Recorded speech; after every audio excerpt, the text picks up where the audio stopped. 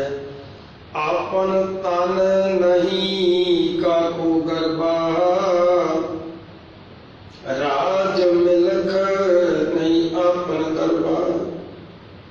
हे भाई, आ तन जेड़ा है अपना नहीं है, फिर किस बात का गर्व है। मर्द कहते जल की भीत पवन का थंबा, रक्त बुंद का गारा। हाड मास नाड़ी को पिंजर, पंखी बसे बेचारा प्राणी। क्या मेरा क्या तेरा, जैसे तरवर पंख बसेरा।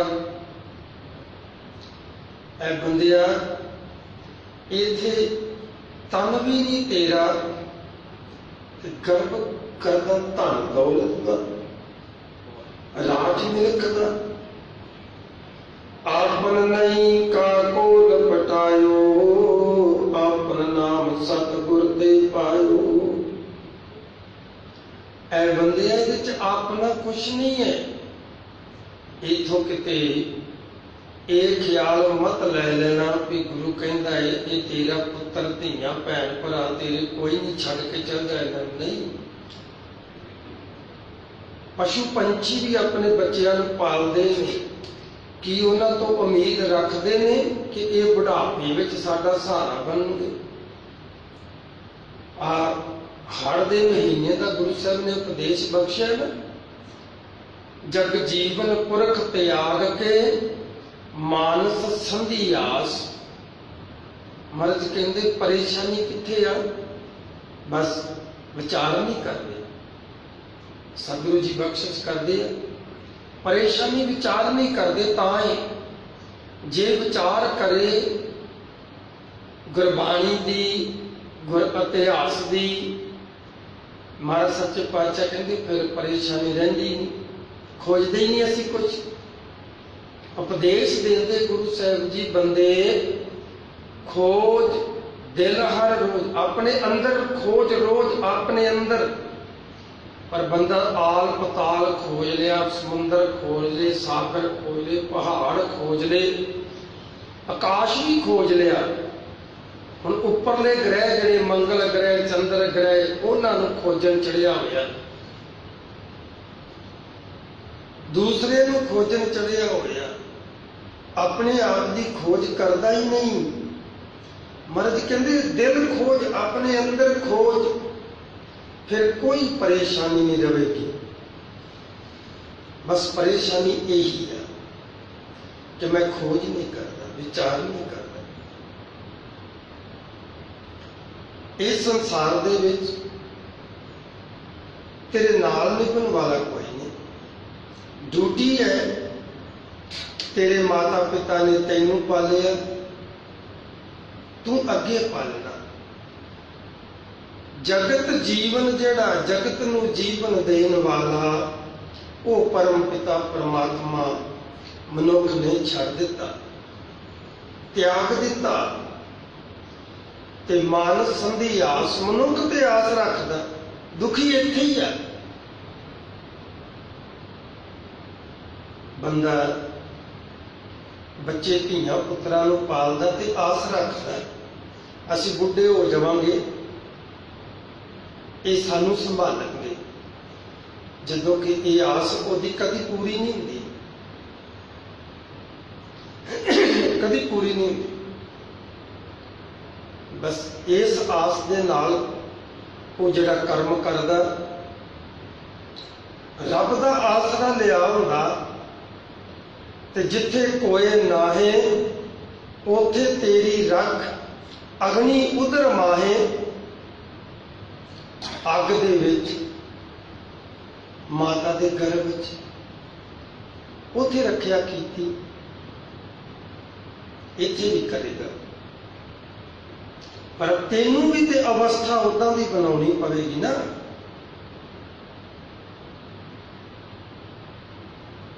आसरा रब दा ले, वो तेरा ही।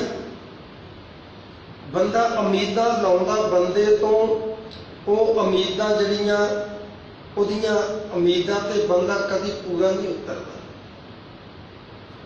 बंदा आसरा तकदा बंदे दा, ਤੇ ਬੰਦਾ ਕਦੀ ਇਸ ਤੇ ਪੂਰਾ ਨਹੀਂ ਉਤਰਦਾ।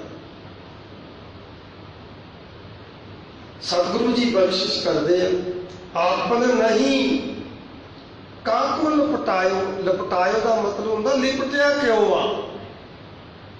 ਹੁਣ ਆਪਾਂ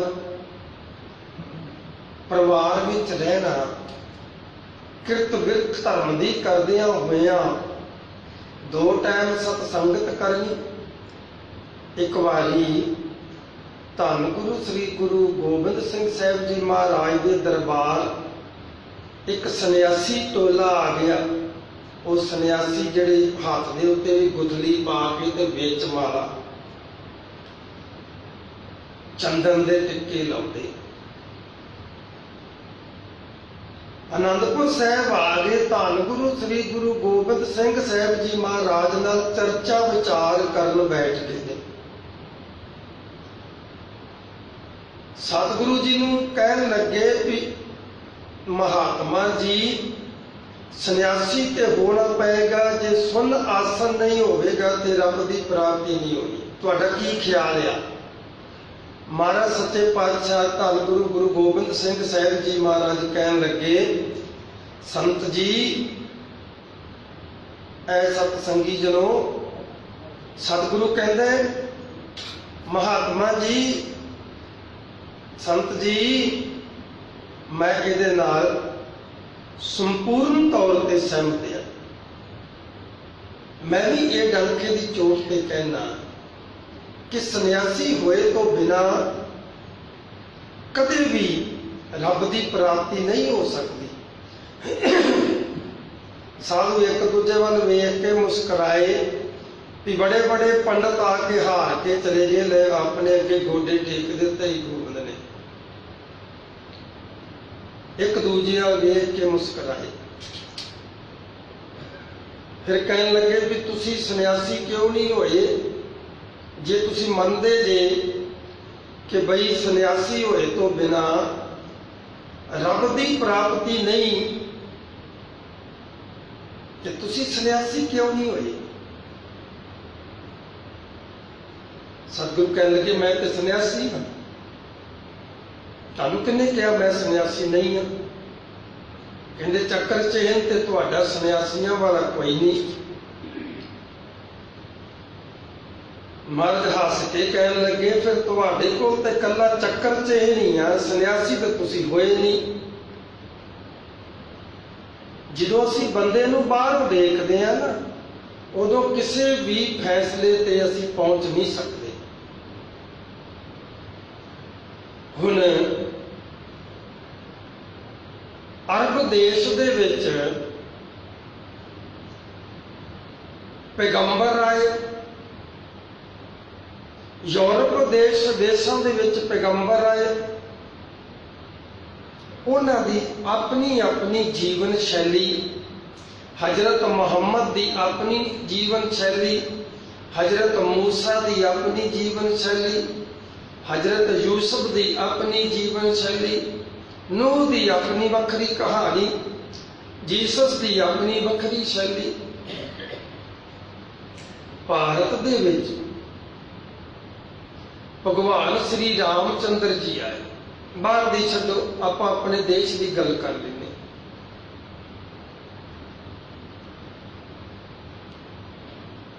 ਭਗਵਾਨ ਸ੍ਰੀ ਰਾਮਚੰਦਰ ਜੀ ਆਏ। ਉਹਨਾਂ ਦਾ ਜੀਵਨ ਜਦੋਂ ਵੇਖਦੇ ਆ, ਉਹਨਾਂ ਦੀ ਜੀਵਨ ਸ਼ੈਲੀ ਵੇਖਦੇ ਆ,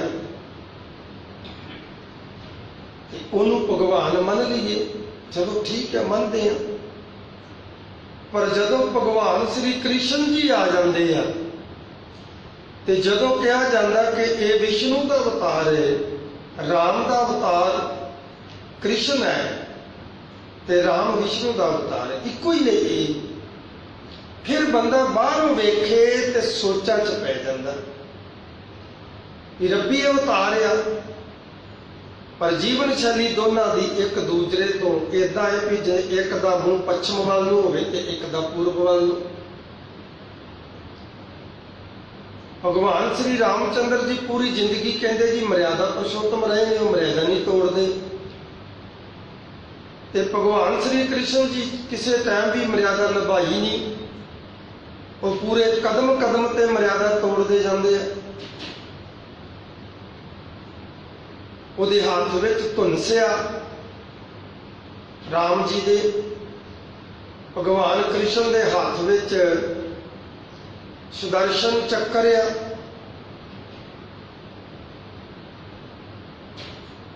ਮੈਂ ਰਜਨੀਸ਼ ਦੀ ਇੱਕ ਕਿਤਾਬ ਪੜ੍ਹ ਰਿਹਾ ਸੀ, ਓਸ਼ੋ ਦੀ। ਉਹਨੇ ਇੱਕ ਬੜੀ ਸੋਹਣੀ ਗੱਲ ਸੁਣਾਈ। ਕਹਿੰਦਾ ਜਦੋਂ ਬਾਹਰੋਂ ਤੁਸੀਂ ਦੇਖੋਗੇ ਤੇ ਕਦੀ ਨਹੀਂ ਮੰਨ ਸਕਦੇ ਰੱਬ ਨੂੰ। ਮਹਾਤਮਾ ਬੁੱਧ ਜਿਹੜਾ ਹੈ ਉਹਦੀ ਜੀਵਨ ਸ਼ੈਲੀ ਅਲੱਗ ਆ, ਤੇ ਜੇ ਮਹਾਵੀਰ ਜੈਨੀਆਂ ਦਾ ਗੁਰੂ ਜਿਹੜਾ ਉਹਦੀ ਸ਼ੈਲੀ ਅਲੱਗ ਆ। ਉਹਨੇ ਕੱਪੜੇ ਨਹੀਂ ਪਾਏ, ਸਾਰੀ ਉਮਰ ਨੰਗਾ ਹੀ ਰਿਹਾ।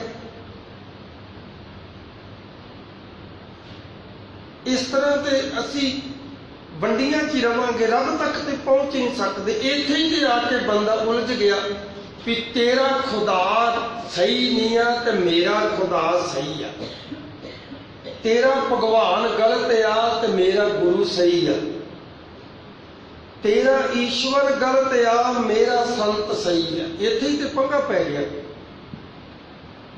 ਏਦਾਂ ਹੁੰਦਾ। ਰਜਨੀਸ਼ ਦੀ ਕਿਤਾਬ ਦੇ ਵਿੱਚੋਂ ਮੈਂ ਪੜ੍ਹਿਆ, ਇਹ ਜਿਹੜਾ ਸਾਈਂ ਤੁਲਸੀਦਾਸ ਗੋਸਾਈ, ਇਹ ਭਗਵਾਨ ਸ੍ਰੀ ਰਾਮਚੰਦਰ ਜੀ ਦਾ ਭਗਤ ਆ। ਇਹਨੇ ਸ੍ਰੀ ਰਾਮਚੰਦਰ ਮਾਨਸ ਚਰਿੱਤਰ ਲਿਖਿਆ, ਹੋਰ ਵੀ ਗ੍ਰੰਥ ਲਿਖੇ ਭਗਵਾਨ ਰਾਮ ਤੇ, ਰਾਮਾਇਣ ਲਿਖੀ। ਭਗਵਾਨ ਰਾਮ ਜੀ ਦਾ ਇਹ ਚੇਲਾ ਹੈ। ਸਾਧੂ ਮੰਡਲੀ ਦੇ ਨਾਲ ਨਾ ਯਾਤਰਾ ਗਿਆ। ਜਦ ਬਿੰਦਰਾਵਨ ਗਿਆ ਤੇ ਇਹਨੇ ਭਗਵਾਨ ਸ੍ਰੀ ਕ੍ਰਿਸ਼ਨ ਜੀ ਦੀ ਮੂਰਤੀ ਨੂੰ ਮੱਥਾ ਨਹੀਂ ਟੇਕਿਆ। ਹੁਣ ਹੈ ਤੇ ਸਨਾਤਨੀ ਆ, ਹਿੰਦੂ ਹੀ ਆ ਤੁਲਸੀਦਾਸ, ਤੇ ਇਹ ਸਾਰੇ ਅਵਤਾਰ ਜਿਹੜੇ ਨੇ ਇਹ ਹਿੰਦੂ ਧਰਮ ਦੇ ਹੀ ਆ ਨਾ, ਸਨਾਤਨੀ ਧਰਮ ਦੇ। ਪਰ ਤੁਲਸੀਦਾਸ ਜੀ ਨੇ ਭਗਵਾਨ ਸ੍ਰੀ ਕ੍ਰਿਸ਼ਨ ਜੀ ਨੂੰ ਮੱਥਾ ਨਹੀਂ ਟੇਕਿਆ।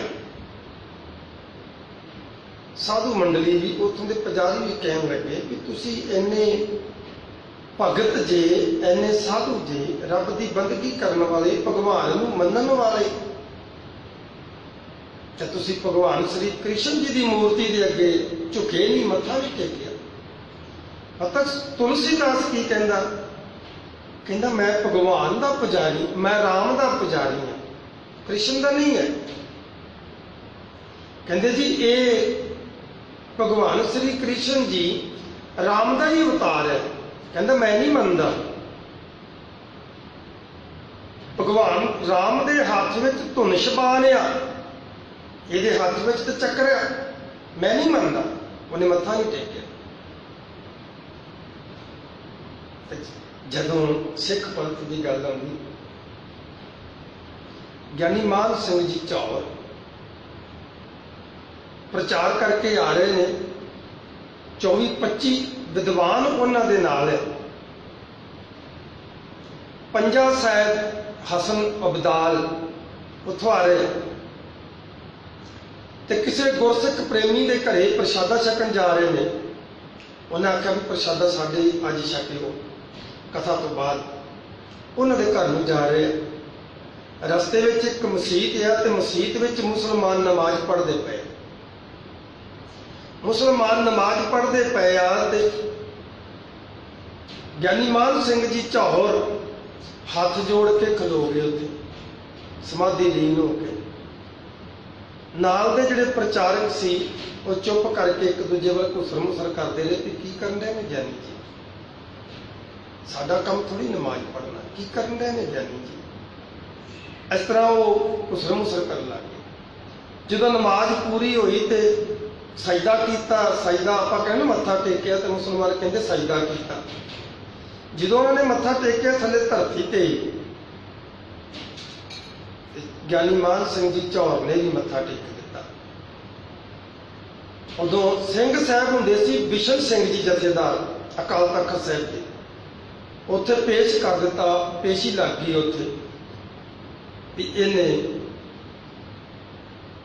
ਧਰਮ ਦਾ ਪ੍ਰਚਾਰਕ ਹੋ ਕੇ, ਗਿਆਨੀ ਹੋ ਕੇ ਤੇ ਇਸਲਾਮ ਨੂੰ ਕਬੂਲ ਕੀਤਾ, ਮੱਥਾ ਟੇਕਿਆ। ਜਦੋਂ ਸਿੰਘ ਸਾਹਿਬ ਜੀ ਦੇ ਪੇਸ਼ ਕੀਤਾ ਗਿਆ ਤੇ ਉੱਥੇ ਉਹਨੂੰ ਇਹ ਇਲਜ਼ਾਮ ਪੜ੍ਹ ਕੇ ਸੁਣਾਏ ਗਏ। ਕਹਿੰਦੇ ਵੀ ਤੁਸੀਂ ਨਮਾਜ਼ ਪੜ੍ਹਦੇ ਮੁਸਲਮਾਨਾਂ ਦੇ ਮਸੀਤ ਦੇ ਅੱਗੇ ਖਲੋਤੇ ਸੀ? ਉਹ ਕਹਿੰਦੇ ਜੀ ਹਾਂਜੀ। ਕਹਿੰਦੇ ਵੀ ਉਹਨਾਂ ਨੇ ਜਦੋਂ ਥੱਲੇ ਝੁੱਕ ਕੇ ਮੱਥਾ ਟੇਕਿਆ, ਤੁਸੀਂ ਟੇਕਿਆ ਸੀ? ਕਹਿੰਦੇ ਜੀ ਹਾਂਜੀ ਟੇਕਿਆ ਸੀ। ਕਹਿੰਦੇ ਵੀ ਤੁਹਾਨੂੰ ਇਸ ਤੋਂ ਪਹਿਲਾਂ ਕਿ ਤਨਖਾਹ ਲਾਈ ਜਾਵੇ, ਸਜ਼ਾ ਸੁਣਾਈ ਜਾਵੇ ਤਖਤ ਵੱਲੋਂ, ਤੁਸੀਂ ਆਪਣੀ ਸਫਾਈ ਵਿੱਚ ਕੁਝ ਕਹਿਣਾ? ਉਹ ਕਹਿੰਦੇ ਜੀ ਹਾਂਜੀ ਕਹਿਣਾ। ਕੀ ਕਹਿਣਾ ਹੈ? ਕਹਿੰਦੇ ਜੀ ਮੇਰੇ ਇੱਕ ਦੋ ਸ਼ੰਕੇ ਆ, ਮੈਂ ਜਿਹੜੇ ਤੁਹਾਡੇ ਕੋਲ ਪੁੱਛਣੇ ਆ। ਕਹਿੰਦੇ ਦੱਸੋ। ਕਹਿੰਦੇ ਵੀ ਜਿਹੜਾ ਗੁਰਦੁਆਰਾ ਹੈ ਇਹ ਕਿਹਦਾ ਘਰ ਹੈ? ਕਹਿੰਦੇ ਜੀ ਰੱਬ ਦਾ ਘਰ ਹੈ। ਤੇ ਅਸੀਂ ਗੁਰਦੁਆਰੇ ਨੂੰ ਮੱਥਾ ਟੇਕਦੇ ਆ, ਕਿਹਨੂੰ ਟੇਕਦੇ ਆ? ਰੱਬ ਨੂੰ ਟੇਕਦੇ ਆ। ਤੇ ਕਹਿੰਦੇ ਫਿਰ ਜਿਹੜੀ ਮਸੀਤ ਆ ਉਹ ਕਿਹਦਾ ਘਰ ਆ? ਹੈ ਤੇ ਉਹ ਵੀ ਰੱਬ ਦਾ ਹੀ ਆ। ਤੇ ਫਿਰ ਜਿਹੜੇ ਮੁਸਲਮਾਨ ਨਮਾਜ਼ ਪੜ੍ਹਦੇ ਨੇ ਉਹ ਕਿਹਨੂੰ ਮੱਥਾ ਟੇਕਦੇ ਆ? ਮੱਥਾ ਤੇ ਉਹ ਵੀ ਰੱਬ ਨੂੰ ਟੇਕਦੇ। ਕਹਿੰਦਾ ਜਦੋਂ 200-250 ਬੰਦਾ ਰੱਬ ਦੇ ਅੱਗੇ ਝੁਕਿਆ ਪਿਆ ਸੀ ਤੇ ਮੇਰੀ ਜ਼ਮੀਰ ਨੇ ਕਹਿੰਦਾ ਅਗਵਾਈ ਨਹੀਂ ਕੀਤੀ ਕਿ ਆਕੜ ਕੇ ਲੰਘ ਜਾਵਾਂ ਲਾਗੋਂ ਦੀ। 200-250 ਬੰਦਾ ਮੈਂ ਰੱਬ ਦੇ ਅੱਗੇ ਝੁਕਿਆ ਵੇਖਿਆ ਤੇ ਮੈਂ ਕਿਹਾ ਵੀ ਤੂੰ ਕਿਹੜੀ ਬਾਗ ਦੀ ਮੂਲੀ, ਤੂੰ ਵੀ ਝੁਕ ਜਾ। ਤੇ ਮੈਂ ਵੀ ਝੁਕ ਗਿਆ। ਕਹਿੰਦਾ ਸਿੰਘ ਸਾਹਿਬ ਜਥੇਦਾਰ ਬਿਸ਼ਨ ਸਿੰਘ ਜੀ ਤਖਤ ਤੋਂ ਉਤਰ ਕੇ ਆਏ ਤੇ ਘੁੱਟ ਕੇ ਗੱਲ ਨਾਲ ਜੱਫੀ ਪਾ ਲਈ। ਕਹਿਣ ਲੱਗੇ ਇਹ ਹਰ ਗੁਰਸਿੱਖ ਨੂੰ ਕਰਨਾ ਚਾਹੀਦਾ। ਆਇਆ ਆਪਾਂ ਵੇਖਦੇ ਹਾਂ ਨਾ ਕਈ ਵਾਰੀ ਇੱਧਰ ਜ਼ਿਆਦਾਤਰ ਉੱਤਰਾਖੰਡ ਦੇ ਵਿੱਚ ਤੇ ਮਹਾਰਾਸ਼ਟਰ ਦੇ ਵਿੱਚ, ਬੰਬਈ ਸਾਈਡ ਦੇ ਵਿੱਚ, ਇੱਧਰ ਜ਼ਿਆਦਾ ਇਹਨਾਂ ਦਿਨਾਂ 'ਚ ਬਾਰਿਸ਼ਾਂ, ਹੁਣ ਉੱਥੇ ਸਾਰੇ ਕਿਸੇ ਪਾਸੇ ਲੰਘਣ ਨੂੰ ਰਾਹ ਨਹੀਂ ਆ। ਬਾਰਿਸ਼ਾਂ ਦੇ ਨਾਲ ਬੁਰਾ ਹਾਲ ਹੋਇਆ ਪਿਆ ਲੋਕਾਂ ਦਾ। ਉਦੋਂ ਫਿਰ ਕਈ ਵਾਰੀ ਗੁਰਦੁਆਰਿਆਂ ਦੇ ਵਿੱਚ ਮੁਸਲਮਾਨ ਨਮਾਜ਼ਾਂ ਪੜ੍ਹਦੇ ਆ ਗੁਰਦੁਆਰਿਆਂ 'ਚ, ਤੇ ਗੁਰਸਿੱਖ ਉਹਨਾਂ ਨੂੰ ਦਿੰਦੇ ਨੇ ਜਗ੍ਹਾ ਨਮਾਜ਼ ਪੜ੍ਹਨ ਨੂੰ। ਉਹ ਵੀ ਖੁਦਾ ਦੇ ਅੱਗੇ ਝੁਕਦੇ ਆ ਤੇ ਅਸੀਂ ਵੀ ਖੁਦਾ ਦੇ ਅੱਗੇ ਝੁਕਦੇ ਆ। ਜਦੋਂ ਬੰਦਾ ਜ਼ਮੀਨ ਤੇ ਹੁੰਦਾ ਨਾ, ਜ਼ਮੀਨ ਦੇ ਉੱਤੇ ਅਸੀਂ ਹੱਦਾਂ ਖਿੱਚੀਆਂ ਹੋਈਆਂ ਨੇ। ਆ ਪਿੰਡ ਦੇ ਵਿੱਚ ਉੱਪਰ ਚੜ੍ਹ ਕੇ ਕਿਸੇ ਹੈਲੀਕਾਪਟਰ 'ਚ ਜਾਂ ਡਰੋਨ ਕੈਮਰੇ ਦੇ ਨਾਲ ਮੂਵੀ ਬਣਾ ਕੇ ਵੇਖ ਲਓ, ਉੱਪਰੋਂ ਨਿੱਕੇ ਨਿੱਕੇ ਘੋਸਲੇ ਜਿਹੇ ਨਜ਼ਰ ਆਉਣਗੇ ਸਾਡੀਆਂ ਦੀਵਾਰਾਂ, ਘਰ ਜਿਹੜੇ ਨੇ। ਪਰ ਜਦੋਂ ਸੁਰਤ ਉੱਚੀ ਉੱਠ ਜਾਂਦੀ ਹੈ ਨਾ, ਉਦੋਂ ਕੋਈ ਹੱਦ ਨਹੀਂ ਰਹਿ ਜਾਂਦੀ। ਕਦੀ ਸੋਚਿਆ ਜ਼ਮੀਨ ਤੇ ਸਾਡੀ ਆ, ਕਿਸੇ ਕੋਲ ਜ਼ਿਆਦੀ ਆ, ਕਿਸੇ ਕੋਲ ਥੋੜੀ ਆ, ਤੇ ਕਿਸੇ ਕੋਲ ਹੈ ਹੀ ਨਹੀਂ ਗੀ।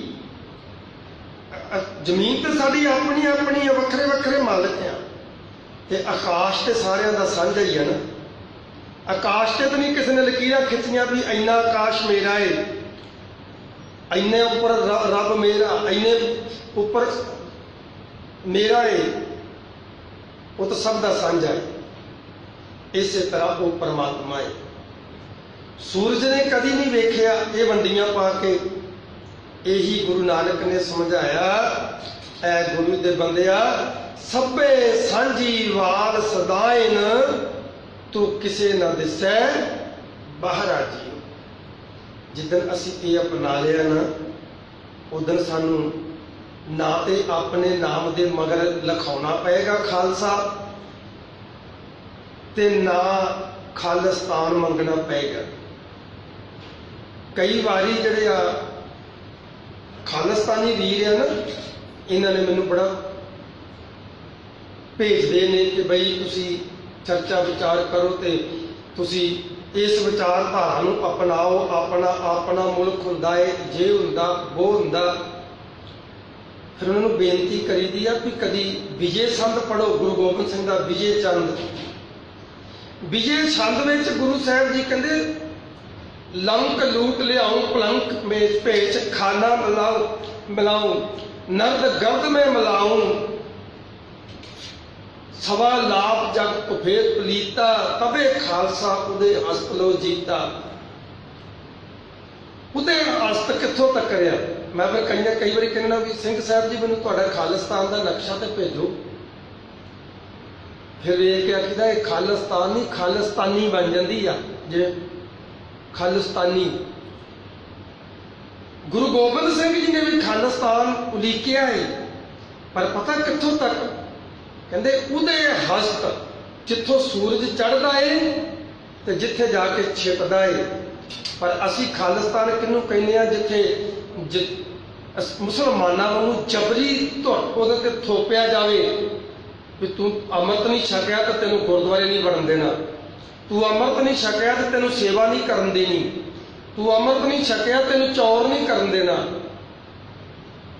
इदां दा खालिस्तान नहीं है। आ गुरु ग्रंथ साहिब जी नमूना है खालिस्तान का, रोल मॉडल आ। ये मुसलमान भी बैठा है तो अपने धर्म का प्रचार कर लिया, अपने का।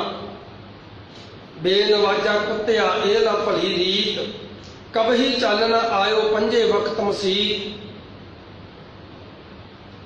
फिर ਜਿਹੜੇ ਜਿਹੜੇ ਭਗਤ ਆ, ਜਿਹੜੇ ਜਿਹੜੇ ਉਹਨਾਂ ਨੇ ਰੱਬ ਦੇ ਨਾਂ ਲੈ ਕੇ ਪੂਜਾ ਕੀਤੀ ਹੈ, ਸਿਮਰਨ ਕੀਤਾ, ਉਸੇ ਉਸੇ ਨੂੰ ਉਸੇ ਤਰੀਕੇ ਦੇ ਨਾਲ ਜਗ੍ਹਾ ਦਿੱਤੀ ਹੈ।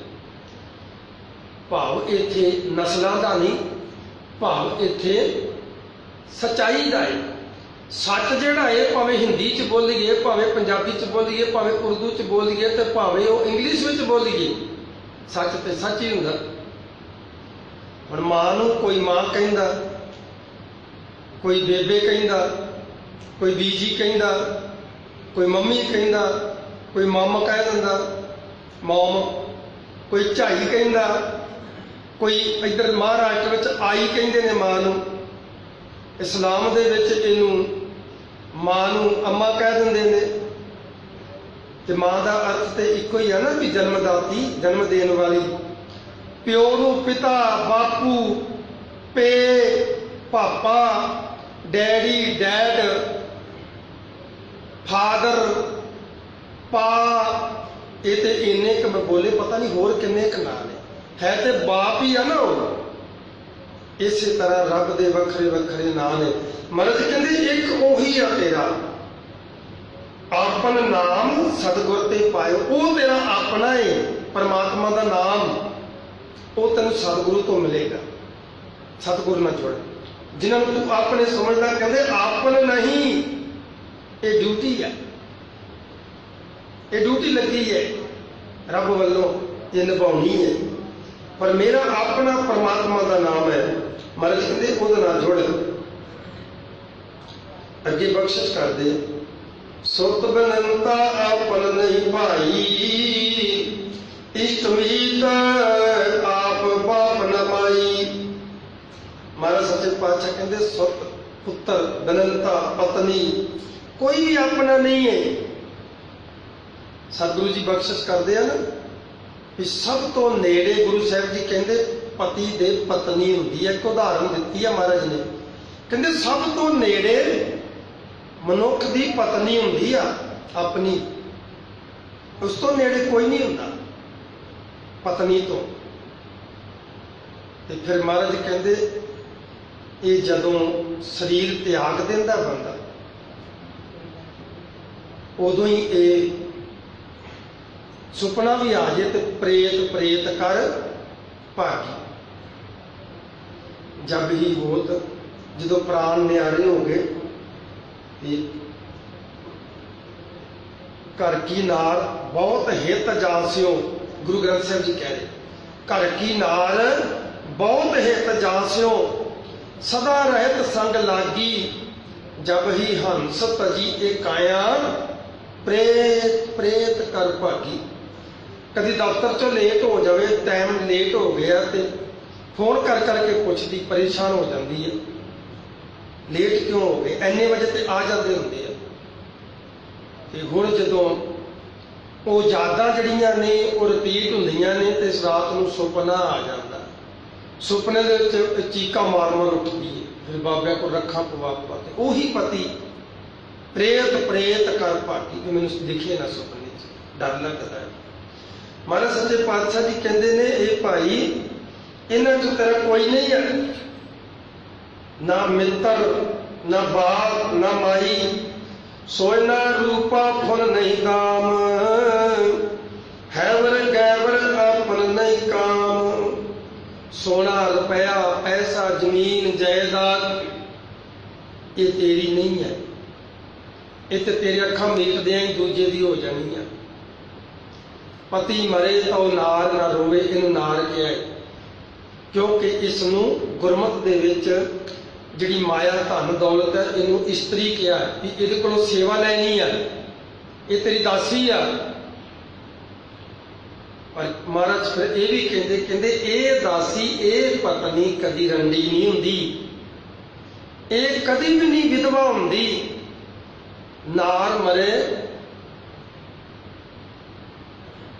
पति मरे तो नार ना रोवे, उस रखवारा और क्यों? क्योंकि ये मरद्या सारी उहदा खसम दूजा बन जाना, पुत्र बन जाना। इसलिए महाराज सच्चे पातशाह की कहते ने, ऐ बंदिया सोयना रूपा दाम दमड़ियां हैबर गैबर ये कुछ नहीं तेरे नाल जान वाला। कहो नानक जो गुर बख्श मिलाया, तिसका सब किछ जिसका हर राया। जेड़ा रब नूं प्यारा, महाराज कहते जो हर का प्यारा सो सबना का प्यारा। ऐ बंदिया जे तू रब नाल जुड़ना करे ते महाराज सच्चे पातशाह कहते फरीदा आप सवारे मैं मिला। जे अपने आप को सवारेगा तो मेरा तेरा मिलाप हो जाएगा। आप सवारे मैं मिला, मैं मिलिया सुख होए। फरीदा जे तू मेरा होए रहे सब जग तेरा होए। असी रब दे होना क्योंकि रब साडा है। कोई चुक दी खिमा। वाहिगुरू जी का खालसा वाहिगुरू।